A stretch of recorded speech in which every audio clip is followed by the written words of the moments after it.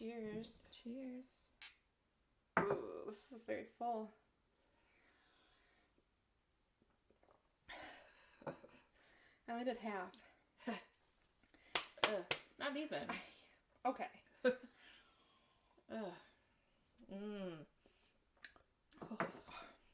I gag every time. We just gotta do this one real quick because I gotta.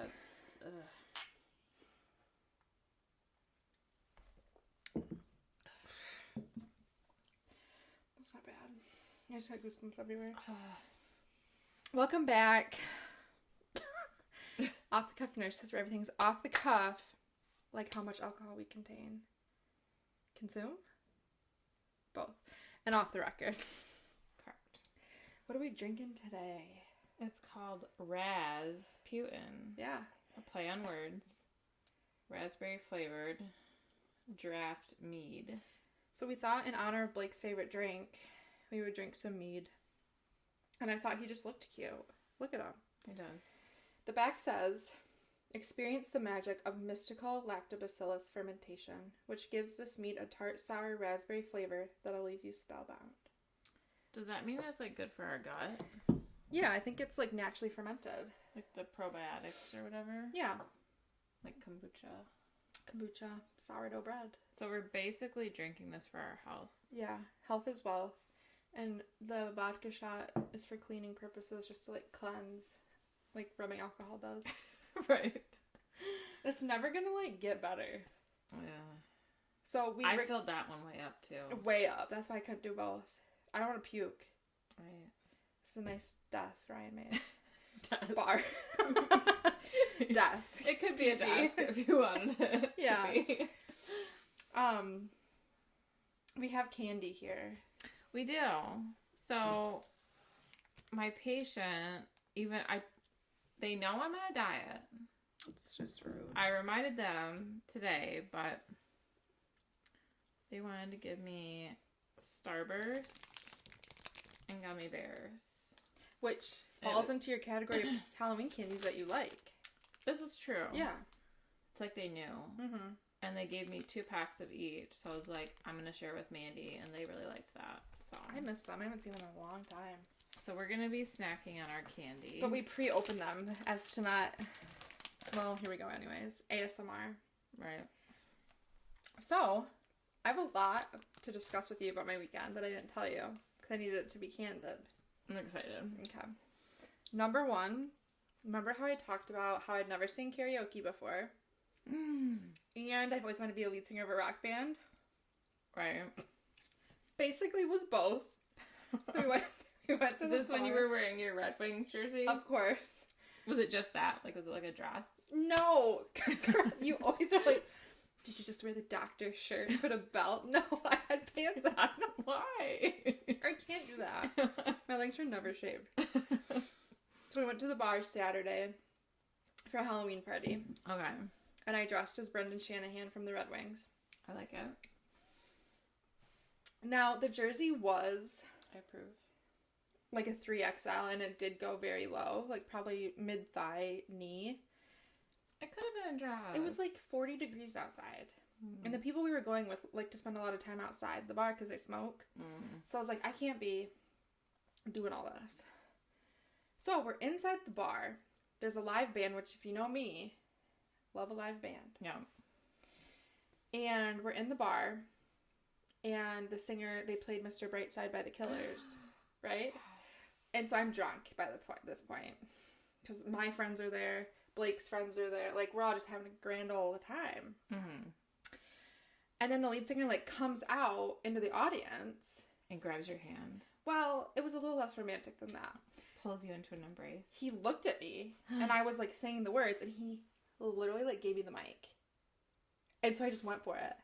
So it was not only karaoke but also lead singer vibes. Oh my gosh. And I had like my 30 seconds of fame. How much did you sing? Like a whole lick of it. Wow.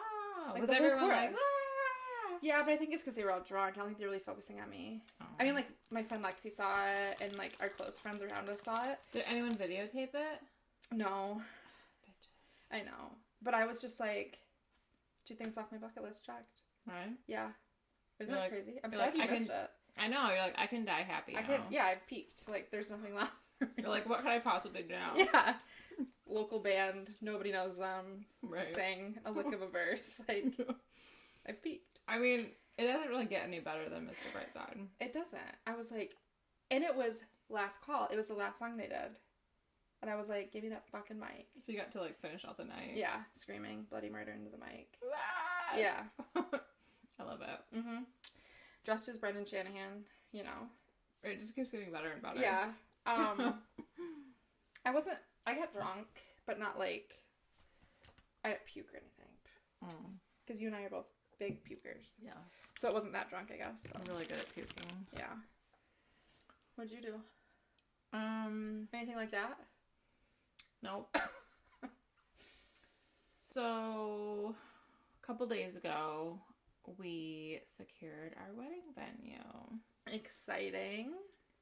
Place that is 2 miles from my house. Thank the Lord. Walking distance from my parents' house. Very nice. So everyone was teasing my parents, like, oh, you guys can crawl home or whatever. Literally, yeah. They're not, like, drinkers, though. I do have an important question for you, though. What? Is it going to be open bar? Yes. I don't believe in dry weddings. No. Or cash bars. What are we supposed to do? It's against my religion. Mm-hmm. We're not doing that. And I know I could just, like, crawl back here if I really needed to. Right. Yeah. Anytime that I don't like something, my brother and I, from when we were young, we just started saying it's against my religion. I like that. Because nobody can fight you on that. Right. Like, what are they going to say? Mm-hmm. My brother, he's a weirdo. He didn't like lemonade when we were growing up because it was, like, too, like, sour or something. And so he told my grandpa it's against my religion. My grandpa just could not fathom. He's like, but it's not. He's like, what? And we're like, no one questions us on this. Right. You can't. That's the part. That right. is it. Yeah. Yeah. You don't get to question me on this. It's against my religion. Don't ask. But yeah, I don't. I've been invited to one dry wedding. It's truly just like. I brought a flask. So my experience wasn't dry. Like. But there was a reason why it was dry, and I won't get into that. And then, okay. I don't think I've ever been at a wedding that was like a cash bar, but I've heard rumors of them, and I don't like it. It's just like not my vibe. No. So, yeah, we're getting the platinum package. There's a gold and a platinum. Platinum is more expensive, but it gives you, like, all these, like, cocktail hour... Ooh. Like hors d'oeuvres and treats and stuff. Oh my god, food and liquor. I know. Two of my favorite things. Yeah. Well, and so I saw my uncle a couple days ago who was in town because we like never see him because he lives way out west. And he's like, is there going to be booze there? Yeah. And I was like, oh yeah, 100%. Knowing you and Ryan both, like there's no way there can't be. Right. Yeah. Maybe because of my mom. Because, like, my parents are helping. Yeah. With, you know. But, like, I still just, like, can't imagine you and Ryan being like, yeah, there's not gonna be. No. Never. Be wild. So, I'm like, oh, yeah. I mean, we're having it all. Yeah. Personally, I only wanted to do wine and beer. Okay. Because. I can get down with that. Right. Because I just thought. Liquor brings out a whole different kind of people. Right. And I was like, I don't really feel like I need to be, like, feeding into that, like, but the package is, like, it doesn't let you pick and choose. Right. So I'm like, okay, I guess we're having it all.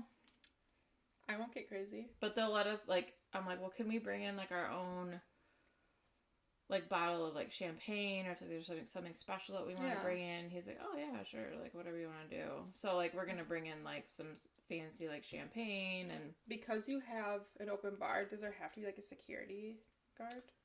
He didn't mention that, but because it's at, like, a... Venue, there's going to be staff working it. Okay. So there'll be, like, a bartender and, like... staff working at clearing plates. It's gonna be buffet style. Fun. We still have to pick out the food that we want, but I feel like you've got a lot done. Just since getting engaged like 2 weeks ago. Yeah.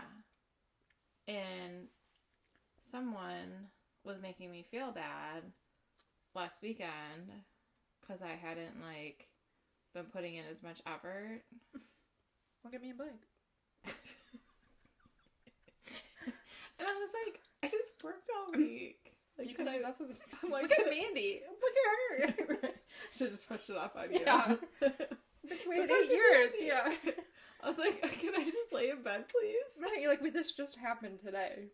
Literally. Like, in the grand scheme of things, it seems like yesterday. Right. Yeah. I know. It was like, geez, like, damn it. What the hell? I was like, I just worked 40 weeks.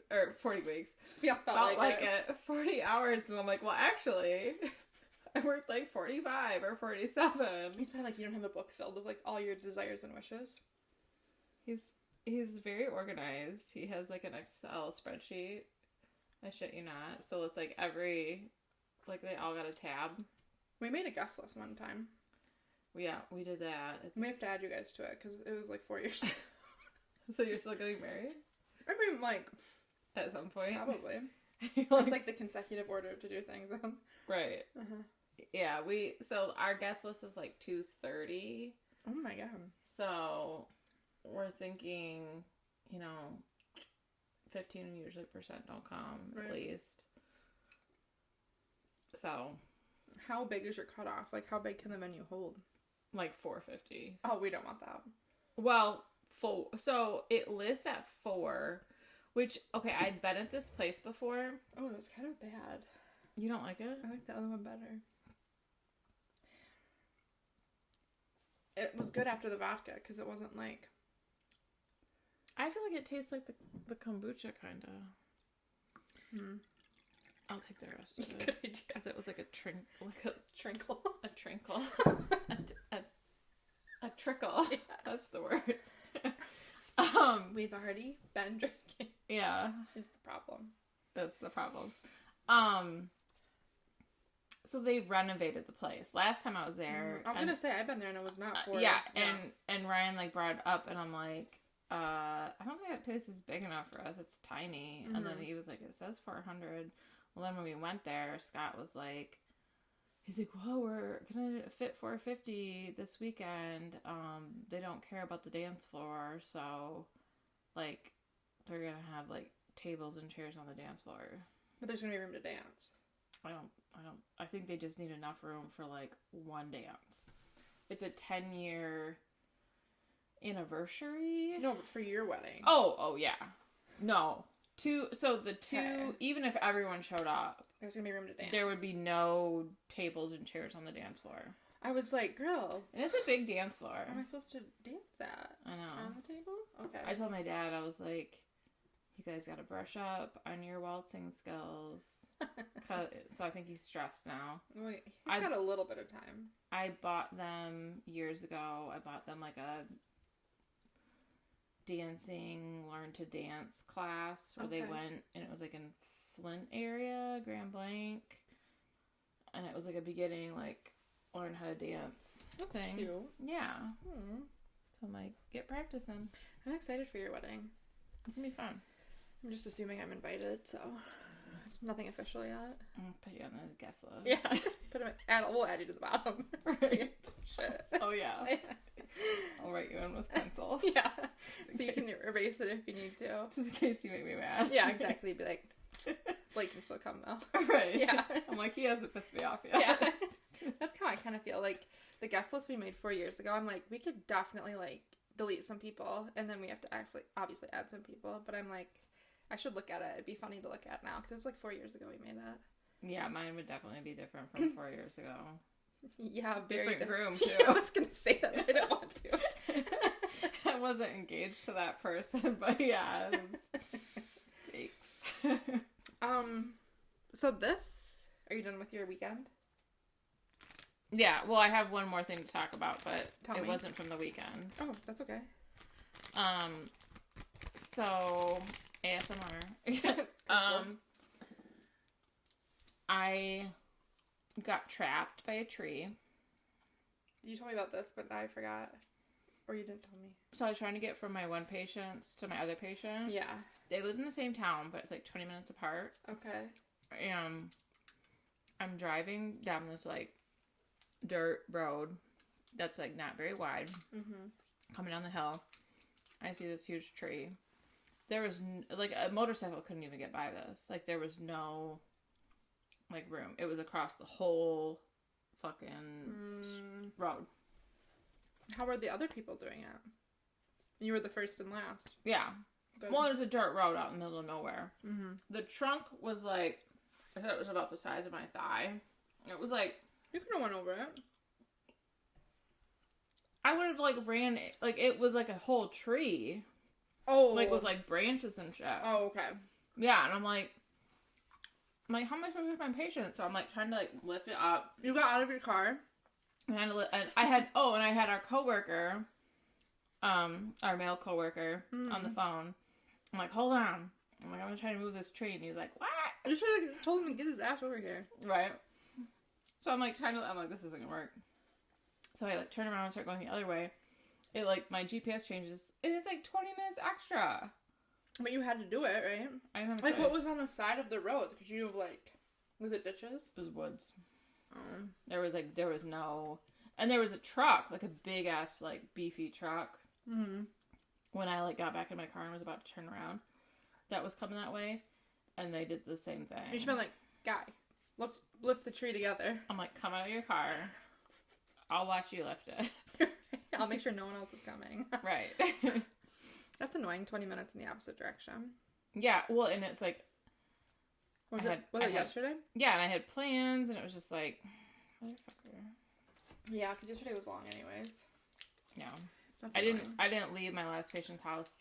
I didn't get to my last patient's house till 4:10. Yeah, you did text me that. That's annoying. I don't like, I don't know if I've said this before on the podcast or to you, but when I first got this job, my parents were like, you're doing what? Because I have always been a very anxious driver. I hate driving. If there's ever an option, I will, like, you can drive my car. I just don't want to drive. I don't want to be responsible for anything that happens. You can crash my car. I just don't want to do it. And so when I told them I'm getting this job where I have to drive to facilities and patients' houses or like in where I live, and I'm like, no, like fucking an hour west. Right. And they're like, you're kidding. And I'm like, no, but this is just what the cards dealt me, I guess. And so I hate when you have a plan to get from A to B, and then, like, there's a detour, or the road's closed, or there's a fucking tree, and then I get all, like, frazzled. Right. And especially if you're already running late for your day. That's just annoying. Yeah. Well, I'm glad you made it out alive. You should have just taken the tree and... I was, like, trying. Like, God damn it. I'm like, I can move this. Yeah. I'm like, no, I can't. It's like, it's not even budging. Speaking of nursing... Did you prep stuff for today? Oh, I thought you had more to tell me. No. You're looking at me like, what are we even talking about? I thought you had more to tell me. Uh-uh. Where'd my book go? I don't know. Oh, It's right there. Today's episode... Did you prep anything? I was like, no. I was like, fired! Controversial nursing topics. Yes. So, I kind of just came up a list of 5 topics. You don't have to give your opinion necessarily, because we don't want, everyone to light on fire if we have differing opinions, but kind of just talking about them from a nursing perspective. Not necessarily like, oh, I'm for this or I'm against this. I have your questions on my phone, so. Oh, okay. Don't come for me. I'm like, what are you doing? So the first one is one that we know too well. Well, we know all of these kind of familiar, but end of life nursing kind of poses a lot of controversial topics, especially morphine usage. So kind of my experience with morphine before I was a nurse, I was never a CNA. Were you a CNA? Like a registered or certified? Yeah. Okay. I never was. I just worked at a nursing home, and you took a class, and then you could pass morphine. Which is kind of wild to think about that now as a nurse. So I was passing morphine to end-of-life patients when I was 19, 20. Wow. Without, like, a real certification. It was just, like, a class I took. You're like a med passer. Mm-hmm. Yeah, but in this line of work, it's obviously, you're going to need it at some point. And if it's not morphine, you know, it's Dilaudid or whatever. But a lot of controversy comes with morphine because a lot of people who aren't maybe in the medical field think that it's going to shorten the end of your life or cause you to die quicker. But, which I can see why they would think that. Well, I think that TV, like movies and TV shows, give it a bad rap. Yeah. That's something I touch on, like when I'm in admissions. I'm like the morphine that they're showing on TV and the morphine that we're giving you are not the same dosage. It's not the same thing. I was like, it's not apples to apples. Mm-hmm. And I said, what we're giving you is not going to hasten death. Like, I could probably drink the whole bottle and just take a nap. Right. I'm like, it probably wouldn't be great for my organs, but I'm like, it's not gonna, I'm like, we start at such a small dose. 0.25. Right. I'm like, there's 100, so it's like 120 doses in that little, like a 30 ml bottle. Yeah. Mm-hmm. And I think that because for end-of-life purposes, which we usually use it for, you can either use it for pain or shortness of breath.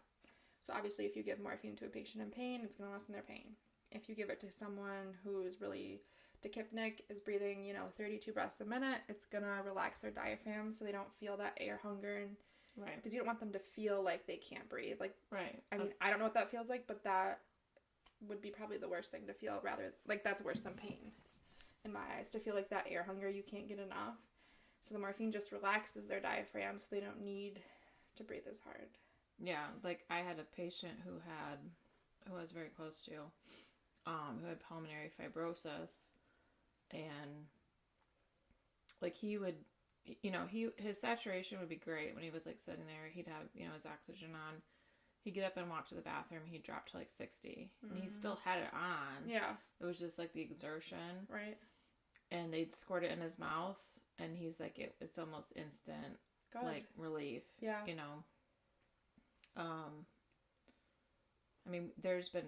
haven't had any patients like this, but he was on 1 ml every hour. Which is a big dose. Because usually we start at 0.25 mLs every 4 hours. Right. So 1 ml an hour is like considered big. Yeah. And they were like, his niece was like, oh yeah, like I've had people on it every 15 minutes. I've never had that yet. I don't want that. I don't want that either. I'm like, that sounds terrible. Especially if they live at home, that's a lot for the caregiver. Right. Yeah. But, I mean, like, it's just kind of like, you have to meet the patient and the family where they're at. Yeah. Usually the patient's ready for it. It's the family that's like, oh, it's going to kill them. It's going to hasten death. Right. And it's just constant, like, education. Like, do you want them to be in pain or do you... Right. Like, what do you want? So I think... Because typically the meds we give end of life, morphine, Ativan for anxiety, Levsin or atropine for secretions, those aren't like as scary, I guess. Right. Because Ativan can kind of be thought of as Xanax, which a lot of people use that aren't end of life. Mm-hmm. I mean, I don't think a lot of people use morphine that aren't end of life. Maybe like the tablets, but not like the liquid, obviously. Right. I mean, we would give morphine... it was not commonly ordered, but some doctors would order that for like post-surgical. Oh, okay. But typically it was like Dilaudid. I had a lot of Dilaudid. But infrequently there'd be morphine. And especially if there's an allergy, that makes it kind of hard. Or a shortage, which we're having right now. Yeah, don't even think about a PCA pump. Don't think about a pump. So I feel like that's kind of like the big stigma about end of life is the morphine's gonna kill them faster. Right. The next one I have for controversial nursing topics is patient confidentiality.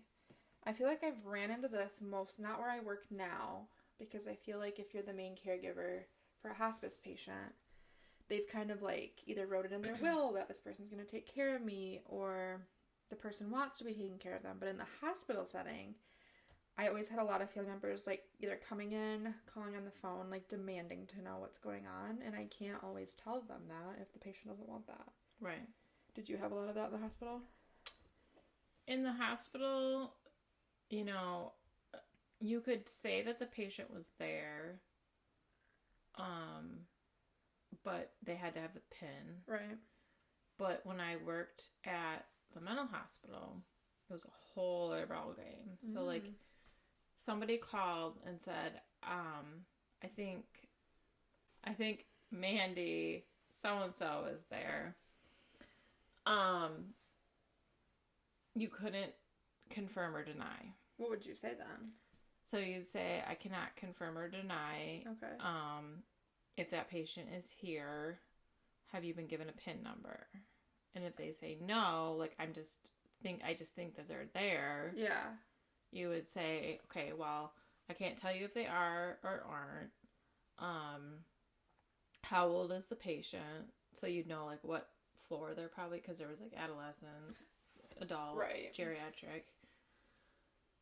And then you would say, okay, so if they're here, I can give them a message, and they can call you back if they want to. Oh, okay. And if they call you back, they can give you a PIN number. Yeah. And once you have that PIN number, if you call and you give the PIN number, we can tell them, like, hey, Mandy, you have a phone call. Oh. So then we would be like, okay, like, write down the number and everything, and we'd be like, hey, Mandy, your mom called. She wants you to call her back. This, like, I wrote her number down. Gotcha. And then it's up to you. Yeah. You know, if you want to talk to her or not. Okay. So, like, well, this is actually funny.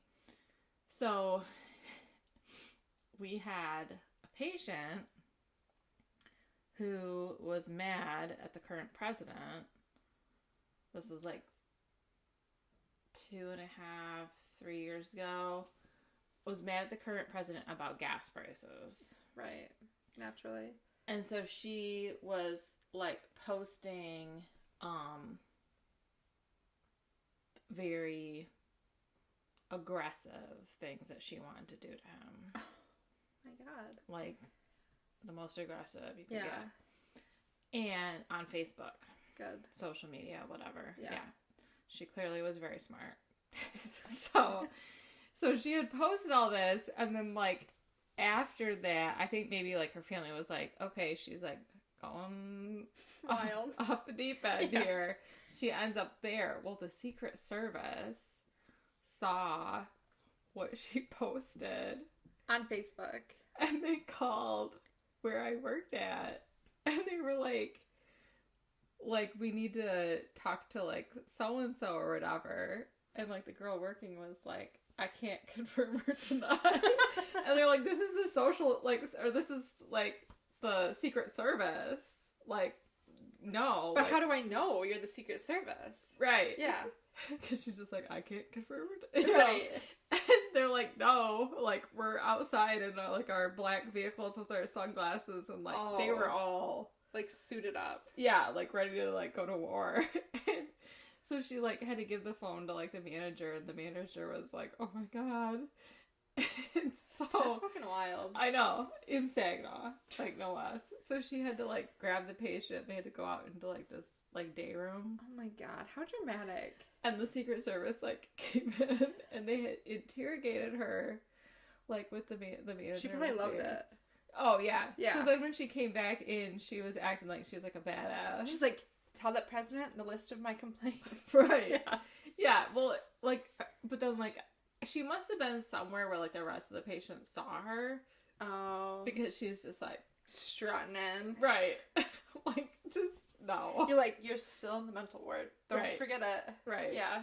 So... oh my God. How wild is that? I cannot confirm or deny. They're like, you can, actually. Yeah. You're like, I'm gonna arrest you right now. Right. Oh my God. She was so excited to tell me that when, like, I got there that day. I'm like... you're like, actually, that's really good. I'm like, the tea. Yeah.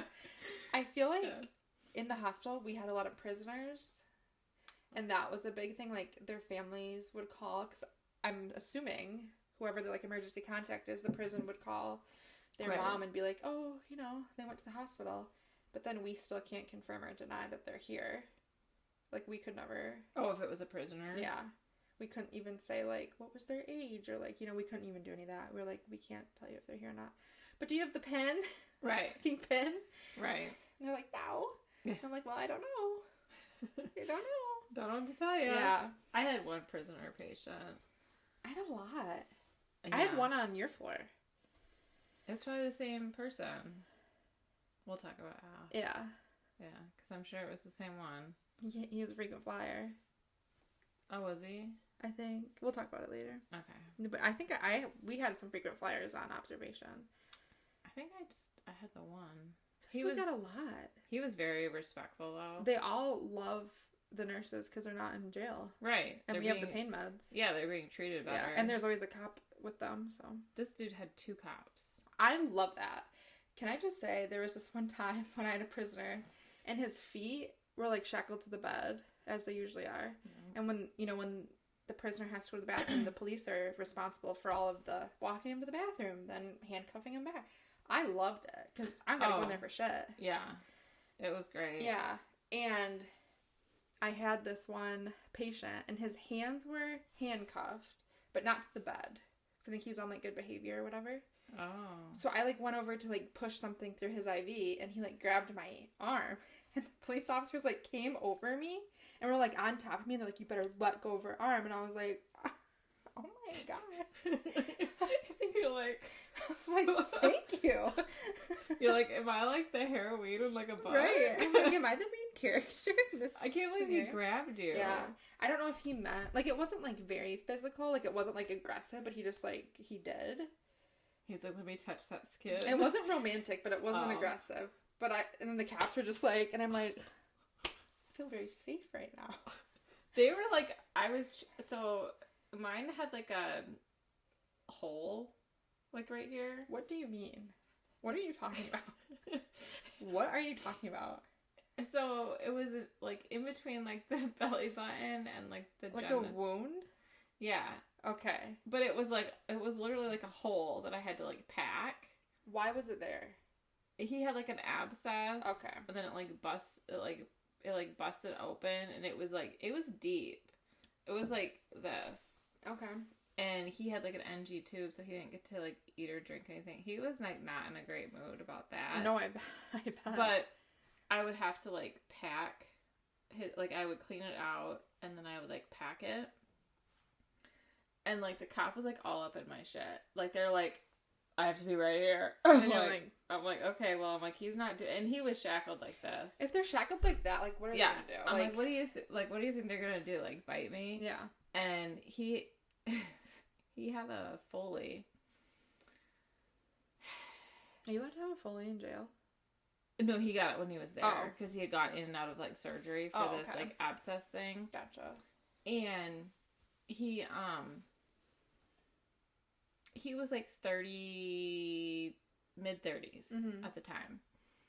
And in good health, minus that. Okay. As far as I remember. And so the Foley was due to come out.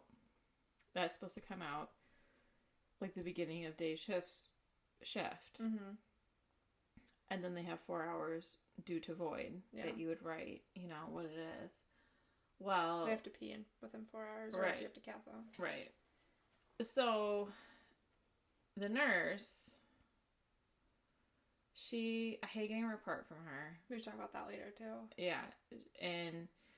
But when you would give her report in the morning, like, you could have gotten this patient at 3 a.m. And she would know everything. Well, no, But she's like, where do they live? What's their middle name? Who do they live with? I'm like, they got here at 3 a.m. I didn't go in there and start poking them. Where do you live? Right. I'm like, with your mom? Yeah, I'm like, this is a 24-hour facility. Yeah. I said, you have 12 hours to figure out all that shit. Mm-hmm. I said, I'm on my way home now. Yep. Like, I'm not sticking around to find out, like, what their mother's maiden name is. It was, like, so fucking annoying. She drove me up the wall. So... She didn't take it out until shift change. She's like, let's go take out his Foley. I said, yeah. Because 7 p.m. It means 7 a.m. Right. Yeah. That's when we're supposed to do this. Yeah. I was just, like, looking at her like... She's like, well, I just been so busy. I'm like, for 12 hours? You're like, no, you don't want to see if he peed or not. Yeah. Because you're going to have to cath him again if he didn't. Exactly. So we go in there, and he's like... And she's just, like, kind of was like, all right, breathe out. Like, rips, you know, like, rips out. And he's like, ah! And the cops are like, ah! Like, you know, like, sympathy pain or whatever. Yeah. And I'm like... You're like, you could have done this before I came in. Right. That's annoying. So then I had this constant issue with him of peeing all night. He, mid-30s, he pees, instead of getting up, he pees all over his pillow that he has over his lap. So it's like, the pillowcase is soaked. Maybe he didn't want to ask the cops to take him. But, like, at that point, you want a bed change? Like, but he'd been having to ask them when he had to have, like, a bowel movement and stuff. Oh, that's true. So I'm like, dude. I'm like... Please. And so I had to, like, take the pillowcase off, throw it in the dirty linen. I had to clean off the pillowcase with, like, the purple wipes. Mm. And I'm like, I'm going to probably have to straight cath you. Yeah. And he's like, what do you mean? I just peed. I'm like, I can't measure that. It's probably like a dribble. I'm like, well, it was soaked, but I'm like, what am I supposed to do? Like, squeeze it out into a cup? I'm like, I can't measure that. What is that? Like, get a urinal. He had one. He had one in his room. He's like, no, I don't want to do that. He's, you know, playing games, you know, irritated. It's because he wants to stay in the hospital longer, not go back to jail. Probably, yeah. And I'm like, it was, like, I bladder scanned him. He was, like, pretty low. Mm-hmm. It was, like, 150. I'm like, okay. So then I go back towards the end of my shift. And I bladder scan him, and he's, like, 350. Mm. And I said, well, I have an order to straight cath you at 350. You're like, but is that same nurse coming back in the morning? Because I could just be like, let's go bladder scan him and see what it is. Right. I don't feel like I gave her a report again. Of course not. Yeah. He's like, but I peed on the pillow. And I'm like, I said, you have 350 in your bladder. I'm like, you should have a feeling that you need to pee. Mm-hmm. I said, if you do not pee, I said, I'm going to give you 20 minutes. I'm like, you have a urinal right there. I said, if you don't pee in there, I said, I'm coming back in 20 minutes and I'm straight cathing you. And I'm like, and you will be awake for that one. Yeah. Because when he had the Foley put in, he was asleep. Right. But honestly, like... And he was like... He's like, I'll pee, Mom, I'll pee. And then he, like, pushed the button, like, 10 minutes later, he's like, I peed. And he did. He's like, I ain't fucked around with this girl. I'm like, that's what I thought. That's what I thought. Like... Lay down the law. Sometimes you gotta just meet the patient where they're at. No. That's our motto. Right. If they need harsh love, I'll give it to them. Mm-hmm. The third controversial nursing topic, which all nurses love to talk about, is nursing shortage / burnout. My questions to you. Well, these aren't the questions at the end, but... Oh. Why do you think there's a nursing shortage? Let me get out my fucking roster. Let me tell you why. Let me count the ways. I think it was always there, but it really amped up after and during COVID. Mm-hmm. Because you were a nurse before COVID. Mm-hmm. I've only been a nurse with COVID. Right. I've never seen, like, nursing before that. It was nice. I know, I bet. Like, when I first started, it was mask, gown, gloves, goggles. Yeah. Like, I've never... And for, like, the whole year, it was like that. When I first started, I'd never known nursing without that. There was so much fear, like, when it first started, and they were changing their fucking minds every day about what we were supposed to be doing, and it was such a shortage of everything. PPE, yeah. It was like, you know, you're reusing this nasty, like, N95. God, I forgot about that. You put it in, like, a brown paper bag. Like for, like, months. Like, it was, like, your, like, lunch. Those stupid, like... paper bags, and I'm like, this is real sanitary. Well, I was doing my internship when COVID was, like, hitting. Mm-hmm. So I wasn't a nurse on my own yet. And I was with Rachel on your floor. And she'd be like, okay, well, we have a COVID patient, but I wasn't required to go into COVID rooms as a student, obviously. And she's like, we have to go get my mask. And I'm like, don't you just take a new one every time you go in and out? And she's like holding this decrepit brown paper bag. She's like, I've had the same one for 3 months. And I'm like, yeah, it was fucking nasty. That's gross. And when I had like a TB patient like months before, yeah, it was like a new mask every time, right? You know, yeah, like there wasn't a shortage. Yeah. And so then when COVID started, I couldn't remember what size I was, and it was night shift, so of course, like, there was no one to help, like, check the records and help me. I'd been fit, but I just couldn't remember what size I was. They're like, you have to wear the capper. Oh my god. So I looked like a fucking alien. It was like this huge, yeah, it was like this huge thing. It had like, the patient looked at me like I was like a psychopath. Yeah. She's like, we've landed on the moon.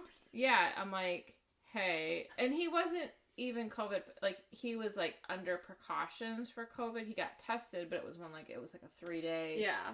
God, because he was supposed to have heart surgery. Oh. And I'm like, I can't even, at that time I was scared. Yeah. I'm like, I can't even pull my own, like, stuff. I need to listen to this guy's lungs, but. Get a disposable stethoscope, yeah. Yeah. I remember, so the unit I worked on when I got hired as a brand new baby nurse was cardiac. And then, like, 6 months in, everyone walked into work, and they were like, this is the second COVID unit now. And I was like, great. I'm sick. I have to leave. Because as a You're baby... like, diarrhea. Just diarrhea. I've got the flu. Gotta go. You're like, force yourself. Right. And, like, I knew nobody knew anything about COVID. Like, I knew that. But it still felt very, like, scary being like, okay, all these seasoned nurses don't know anything about COVID, but I don't know anything about anything. Like, why should I be the one taking care of these people? Right. But I learned very fast.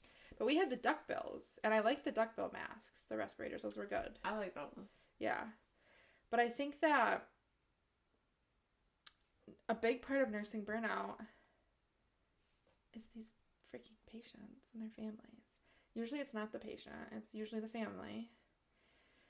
But I think in a hospital setting, I don't feel burnout in hospice, really. Do you? Mm-hmm. You work more than I do, though. Like, every day. Yeah. I don't feel the same way as, like, hospital burnout, though. It's different burnout for me. It's more emotional. Yes. Oh, God. Yeah, I feel like for me, it's more like, you know, this patient needs this and this from me, this patient and family members need this and this. And it's like they all expect so much from me. Mm-hmm. And they're all just all like, take. And I don't want to say that and sound insensitive because I know they're going through like the worst possible thing that they could. But it's like, I am one person and I have way more patients than I'm supposed to. And I can't do this and be this for all of these people. Right. And I'm not being supported. No, I get that. I feel that too. And I think that, like, I do feel it in a certain way, but again, I work less days than you, so I don't want to put myself at the same level as you do. The amount of patients that you have for the amount of days that you work is ridiculous. That too. So I feel like you're at an even higher rate because, like, I was out for the first 2 days this week, and then when I was back, it took me forever to go through all of my, like, text messages, phone calls, emails, and that started making me feel sick again. And I'm like, well, maybe these symptoms I'm having is, like, from stress. Yeah. Because I started feeling like I needed to, like, go to the bathroom or throw up.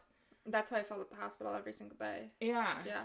And so, you only have a couple patients less than me, and you work, 2 days less. Yeah, and so I don't know how you do it.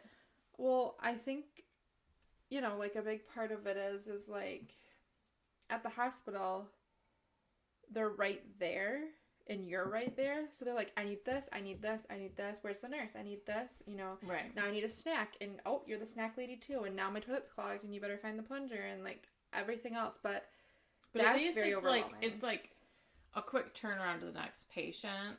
Yeah. Whereas, like, we have to drive, like, okay, well, it's an hour before I can get to you.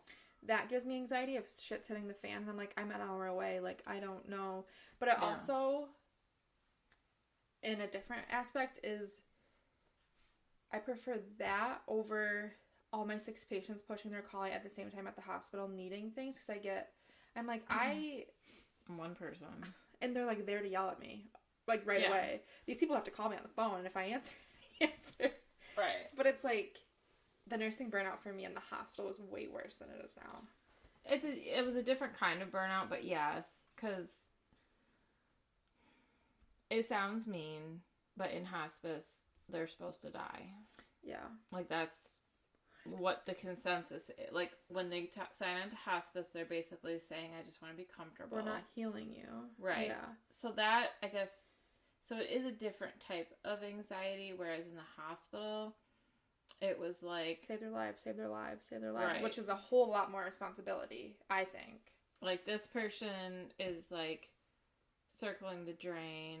This person has, like, amiodarone running and like a peg tube and this, that, and the other thing.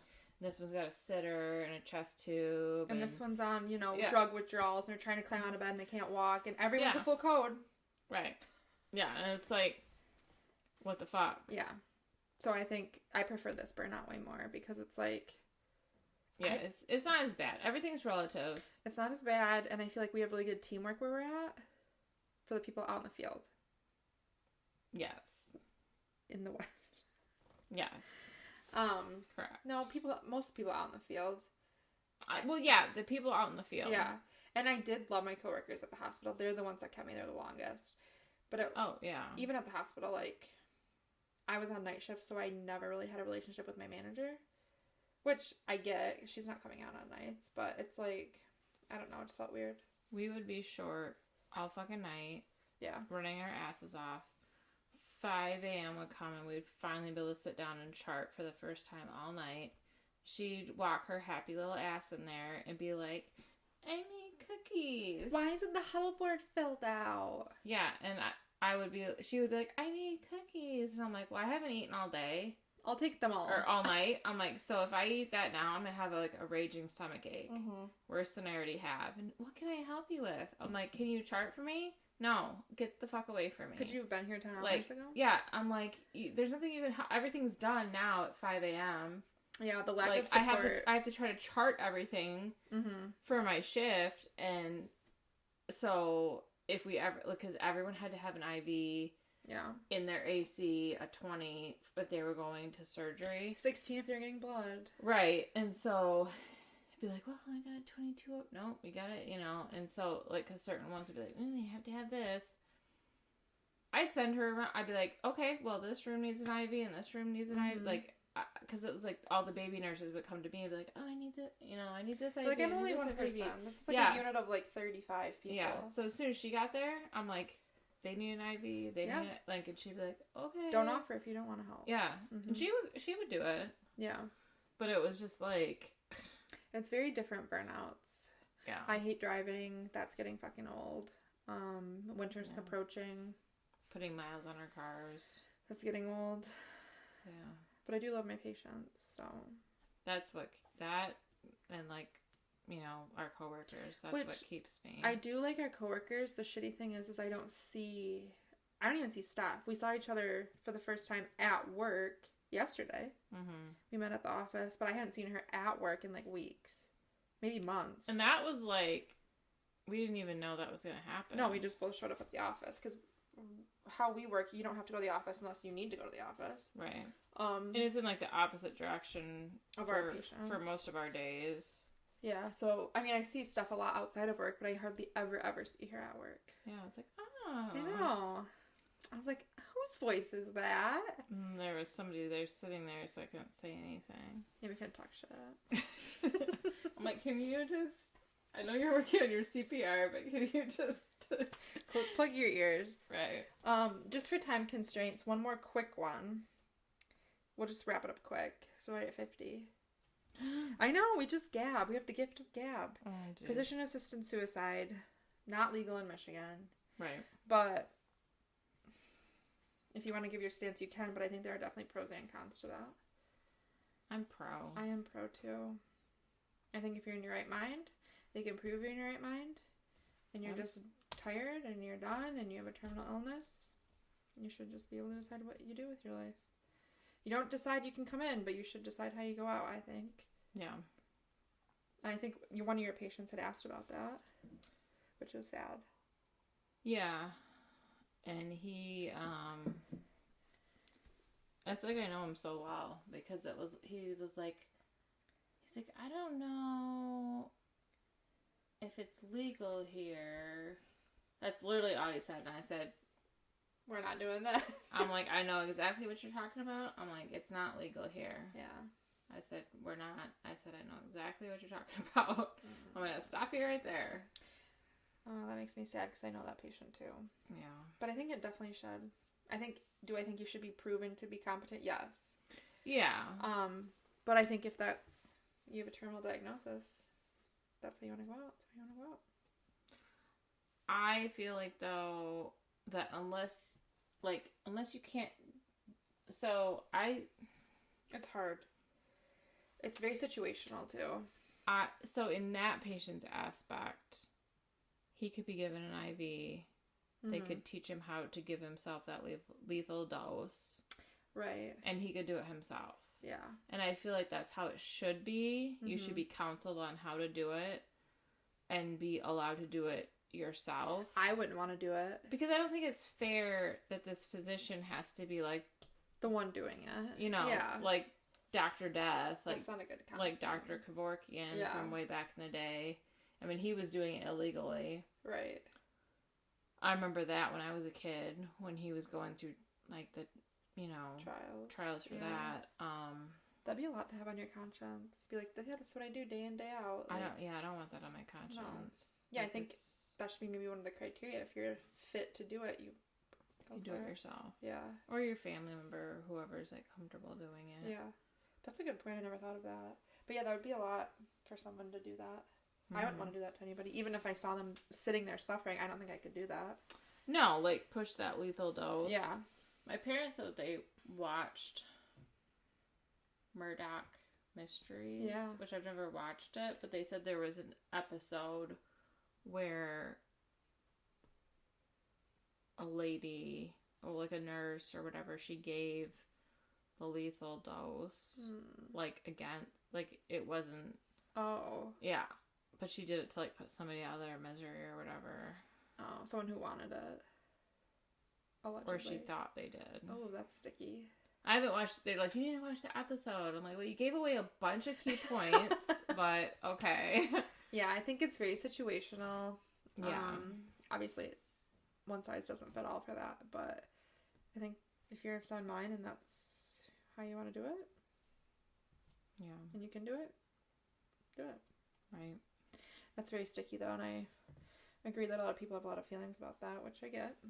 Right. All right, we have 5 questions for each other. Rapid fire, which these are not rapid fire questions, so just try your best. What's the most difficult case at the hospital you've had to deal with as an RN? Oh, whether it's like end of life, patient confidentiality, you're fucking just tired and burnt out.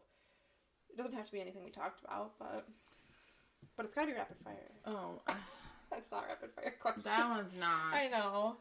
I was on lunch and my tech called me, that's like a CNA, called me and was like, so and so's oxygen is 69%.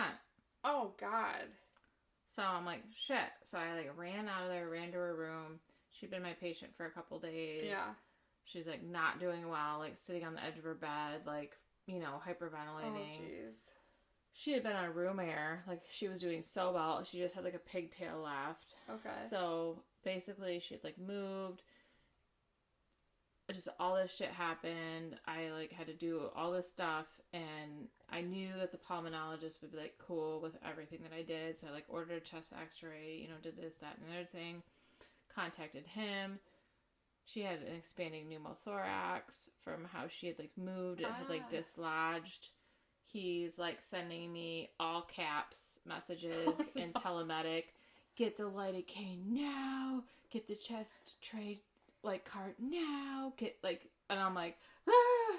Like, I want to tell the people what a pneumo is. So her lung was basically like collapsing. Yeah.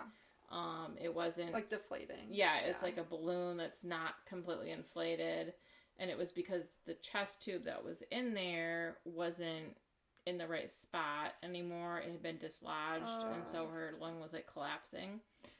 And she'd been on room air before that. Like she was just that's like so scary. Yeah. So I'm running like to the supply room where like the chest tube cart is, and I'm like pull it out. I'm like running down the hall with it. Like God. it was like a code, but not a code. Like a rapid. And then I'm like grabbing the lidocaine and I'm like shaking, like trying to like draw it because that shit is thick. That's the worst. Like freaking out. It's weird when it's like emergency situation. You're nervous, you're anxious, and you're like trying to do what they tell you. And I like told the one nurse who had been on the floor for like 15 years. And she's like, he's coming in. I'm like, yeah. I'm like, I got a shit. Like, I'm so nervous. Like, you're like, I'm gonna have a heart attack. Once again, I think I'm sick right now. I know.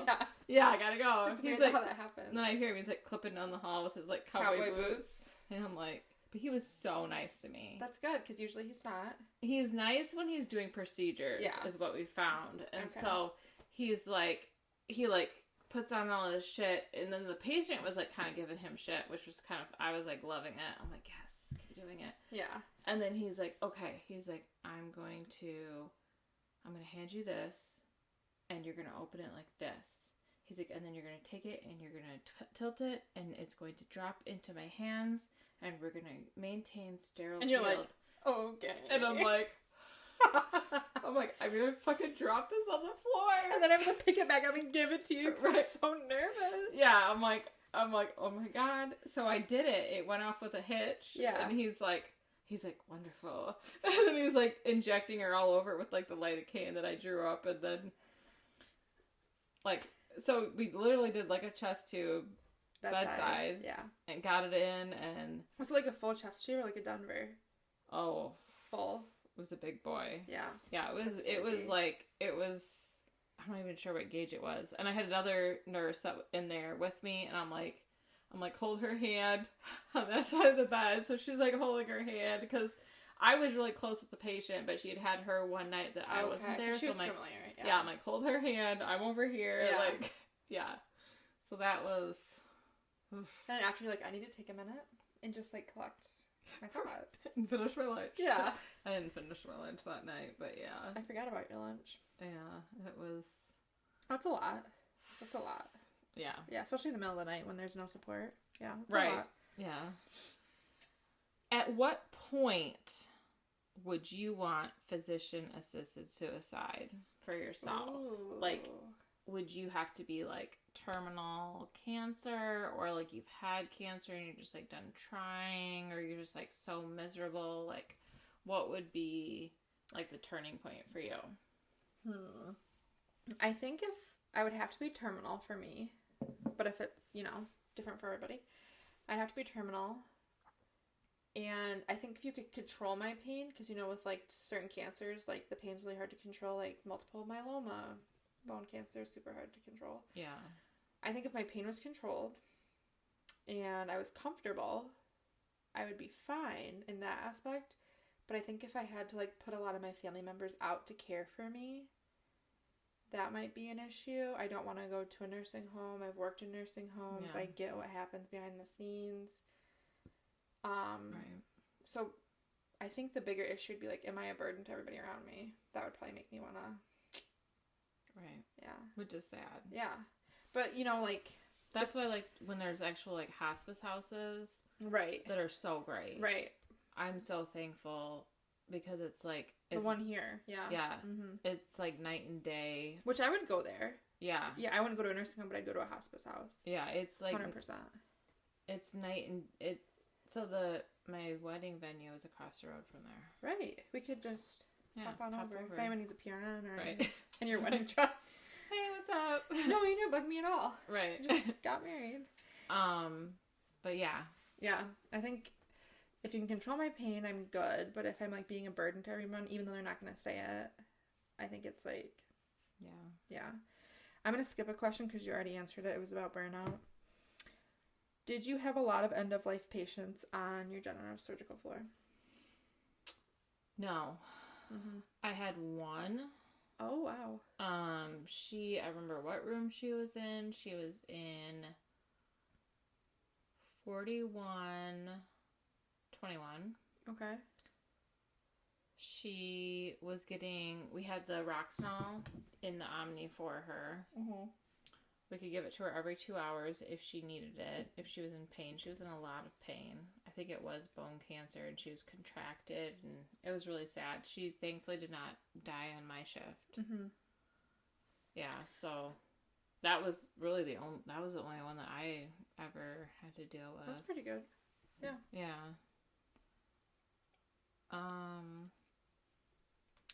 What is your opinion of when... Okay, no. We didn't talk about that one. Yeah. How would you feel if your medical history was leaked? Like, what kind of ramifications would you... Like, if it was... So I have a friend who will remain nameless. Okay. Who had a significant other's ex-significant other... Okay. Look up some stuff. Based on the history I have now? Or if I had some, like, crazy shit? Well, you might have some random things in there that you don't want people knowing. Like... But if it's... Is it, like... Are you talking about, like, if it got leaked right now and the things I have already on there? Mm-hmm. I don't give a shit. I've said everything on this podcast. What if you had some stuff on there that you were, like...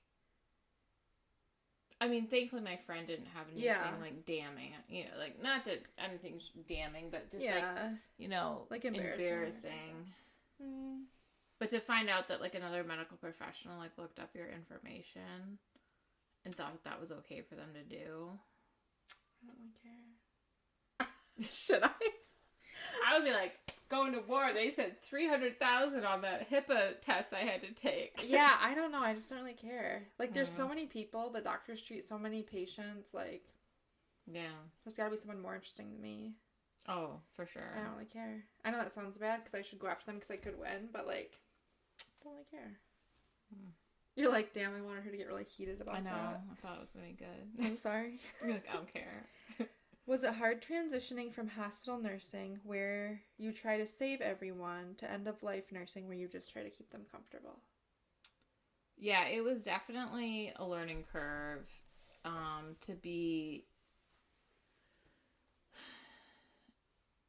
Like you kind of said in the one podcast where, like, their oxygen saturation was, like, horrible. And you're like, what do we do?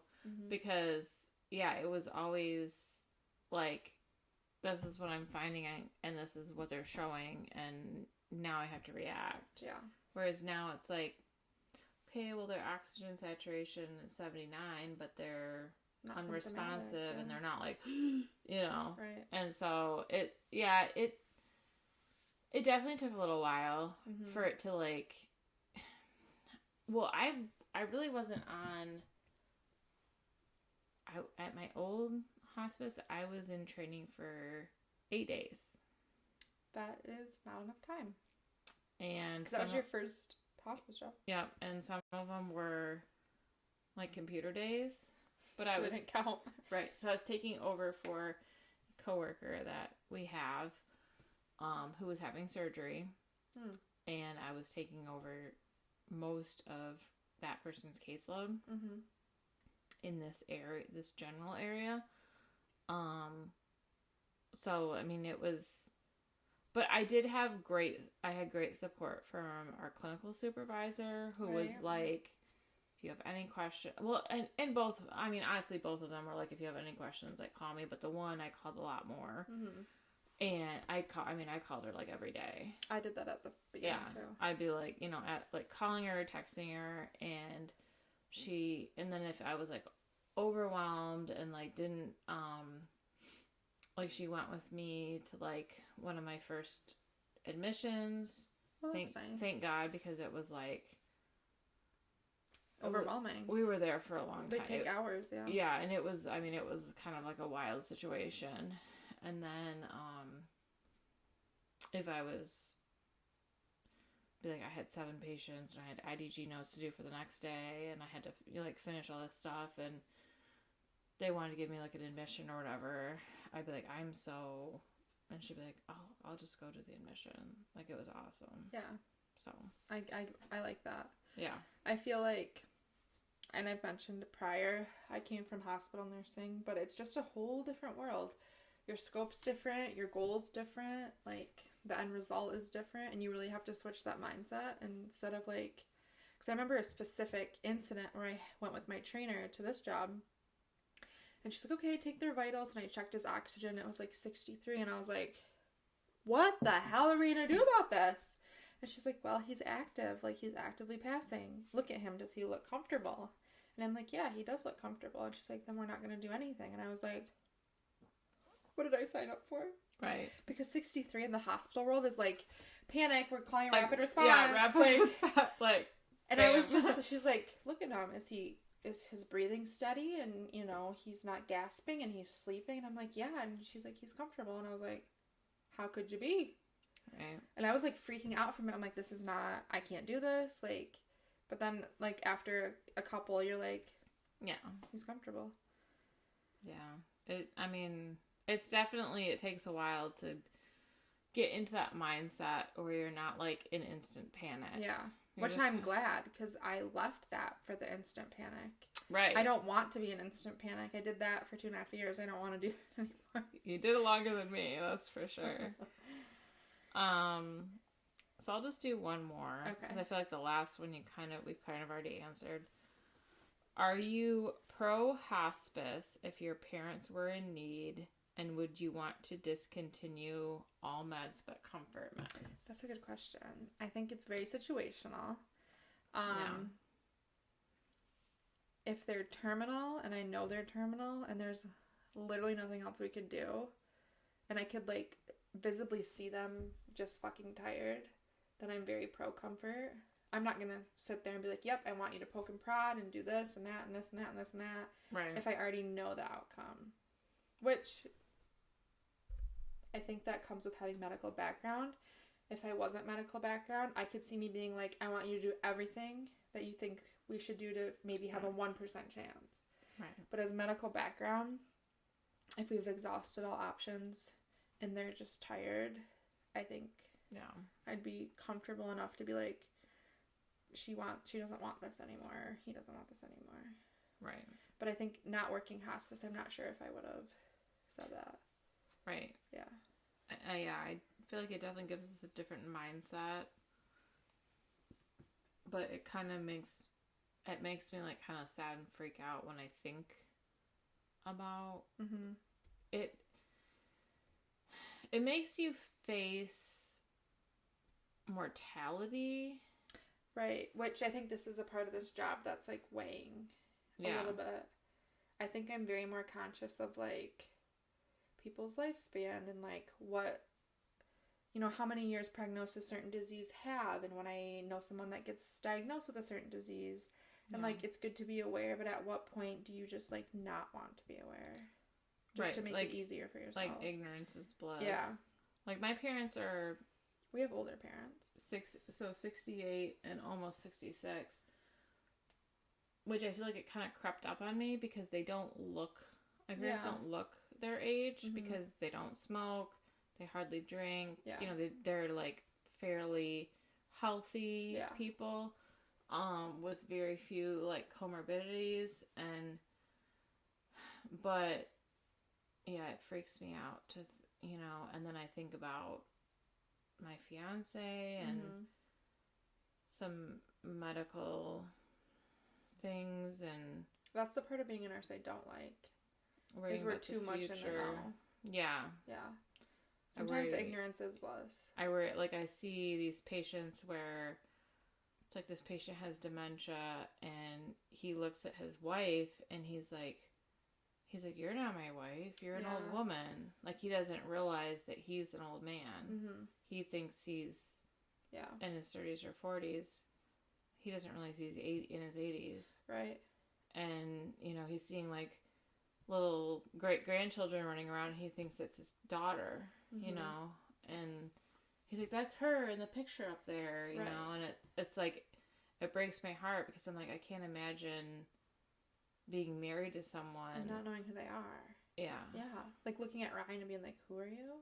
Or him not knowing who I am. Like, that would break my heart. So I feel like I do like being in the know because when my family members come to me like, hey, this is going on. What do you think I should do? My lab values this. You know, these are my symptoms. Yeah. What do you think it is? I like to help them. But at the same time, I'm like, we know too much. Mm-hmm. You know what I mean? Because, like, health anxiety is a real thing. And I didn't know that until I became a nurse. But, like, you get your pap smear. I am, like, waiting for those results. You know what I mean? Like, before I was a nurse, I'm like, you know, whatever. But I'm like, I know what those results could say if it was positive. So I'm like, checking my email. I've had that. Right.